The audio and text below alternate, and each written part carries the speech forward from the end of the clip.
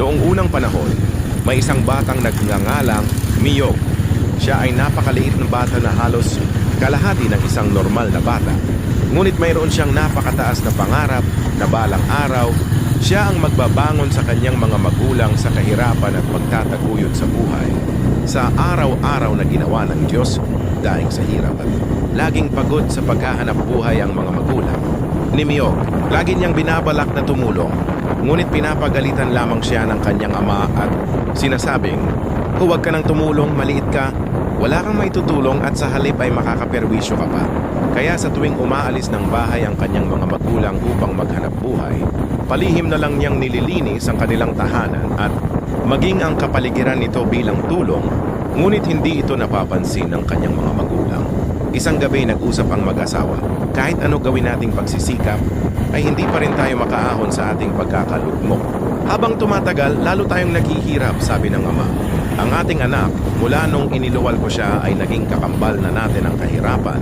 Malas na siya, wala pa siyang pakinabang, ang sabi ng ina.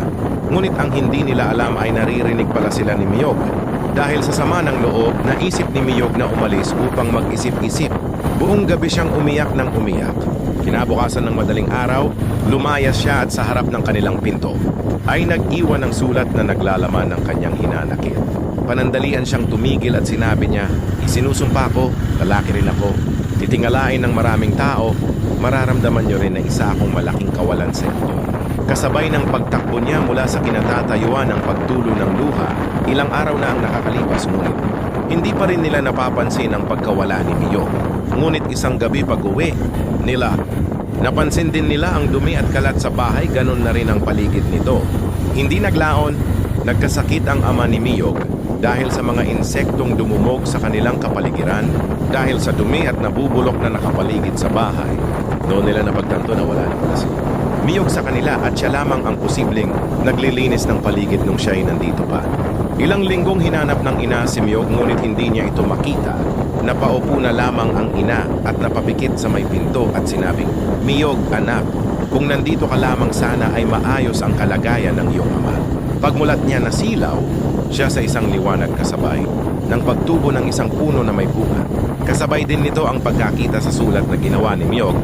Habang nagtatagal ay lalong dumadami ang puno at napakinabangan ng tao ang lahat ng parte nito mula ugat hanggang dahon.